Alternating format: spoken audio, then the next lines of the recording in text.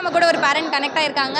So sir, இன்னைக்கு வந்து முதல் நாள், காலேஜோடைய முதல் நாள் எப்படி ஃபீல் பண்ணுறீங்க? உங்கள் பேர் என்ன சார்? என் பேர் மோகன்ராஜ். உன்னுடைய பேர் தம்பி? கேசவமூர்த்தி. ஓகே சார், நீங்கள் எப்படி இன்னைக்கு ஃபீல் பண்ணுறீங்க சார்? காலேஜ்னால் ஏதோ நினச்சானா இங்கே வந்து நிறைய ஸ்பீக் பண்ணாங்க. காலேஜை பற்றி முழு விவரமும் தெரிஞ்சுது.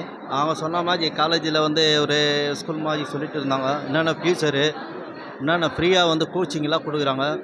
பசங்களுக்கு இங்கேருந்து ஸ்டூடெண்ட்ஸ் வெளியில் போனாக்கா அவங்க ஃப்யூச்சர் எப்படி இருக்கும், வேலைவாய்ப்பு செய்கிறதுக்கு என்ன திறன் வேணும், நிறைய விஷயங்கள் இங்கே இருக்குது. பட் ஆனால் பொதுமக்களுக்கு வந்து தெரியாமல் இருக்குது.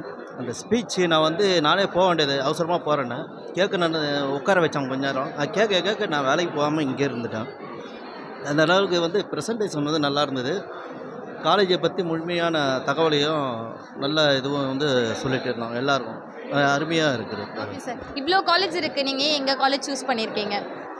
மேம், காலேஜ் வந்து ஏற்கனவே படித்த என்னுடைய நண்பருடைய பசங்க படிச்சிருந்தாங்க. அவங்க சொன்னாங்க காலேஜ் வந்து இந்த காலேஜ் வந்து நல்லா இருக்குன்னு சொல்லிட்டு இருந்தாங்க.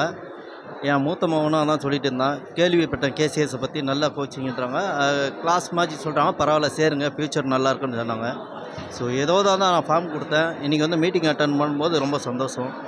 நிறைய ஃபீச்சர்ஸ் சொல்லியிருக்காங்க, நிறைய பெனிஃபிட் சொல்லியிருக்காங்க. மற்ற காலேஜில் இல்லாத இதெல்லாம் வந்து இங்கே ஃப்ரீயாக கோச்சிங் வந்து நிறைய சொல்கிறாங்க. மற்றதெல்லாம் வந்து லேக்ஸ் கணக்கில் நம்ம கட்ட வேண்டியதாக இருக்குது. இங்கே வந்து ரொம்ப கம்மியில் வந்து சொல்கிறாங்க. நல்ல ஃபியூச்சர் இருக்குது, நல்லாவே இருக்குது காலேஜ். ஸோ நம்மளுடைய தர்மா ஃபண்டோடைய முக்கிய நோக்கம்